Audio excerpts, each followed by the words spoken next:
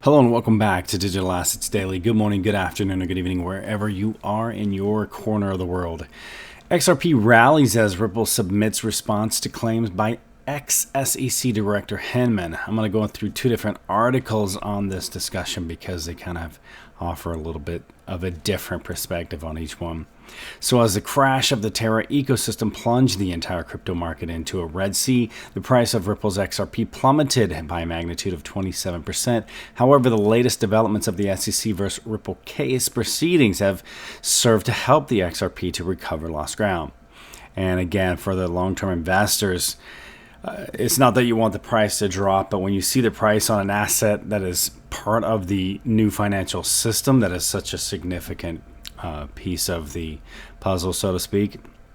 When it drops, it's an exciting moment also because you're investing in, you're getting more at a lower and cheaper price. So back into the article really quick. The seemingly endless lawsuit between fintech firm Ripple and the SEC continues to take its twists and turns.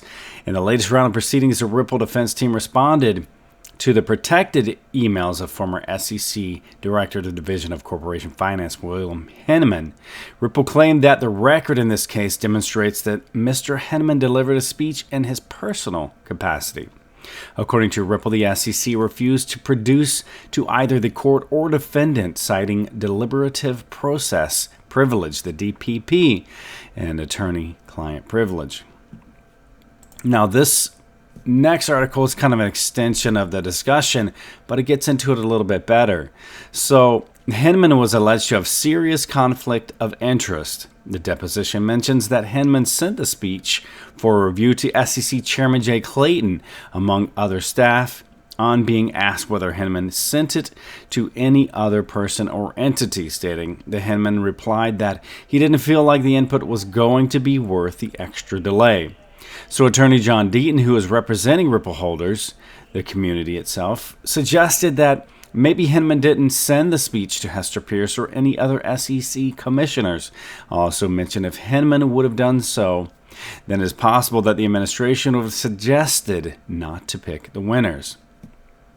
Now, the SEC's Ethics Council warned Hinman over his conflict. So back in 2018 of June, Hinman spoke that the Ethereum network structure and sales of its native token Ethereum, ETH, Ether, won't come under securities. So she informed that the SEC Ethics Council was also left off the email distribution list earlier, and the council had cautioned Hinman over his financial conflict of interests regarding Simpson, Thatcher, and Bartlett, the STB.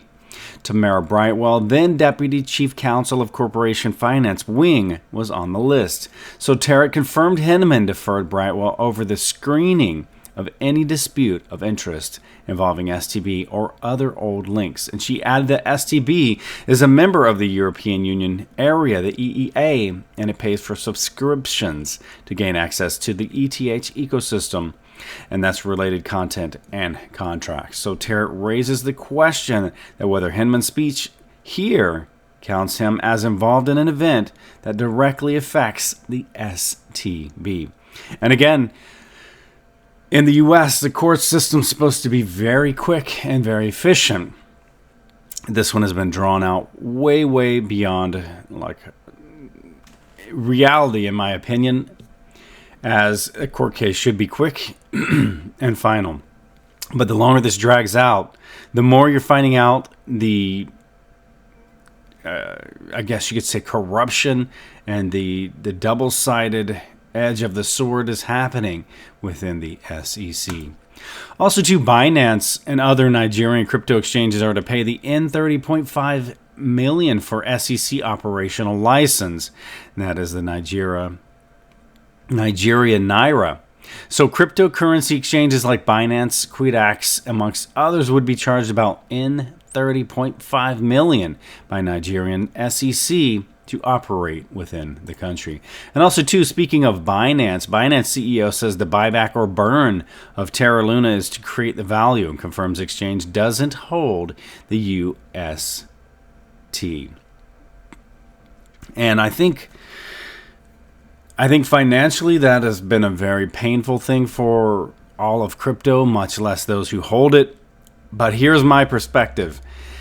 UST had a huge impact on all of crypto. Now wait until they go after USDT and have a run on that. If you think UST was bad, you might want to hold on with Tether with USDT. That one has been stated to not hold 100% of the one-to-one on the fiat backing, even though they say they have backing with other assets. I think if it has a run the way the UST had, I think it's going to be a much more significant crash than what we just faced. So there's a two-part system to that, or a two-part perspective, I guess you could say, to that. I would say have a little bit of extra currency on the side, so whenever it does tank again, and I expect it to happen probably 2 or 3 more times before November, if they do not change ISO 20022 before it goes live.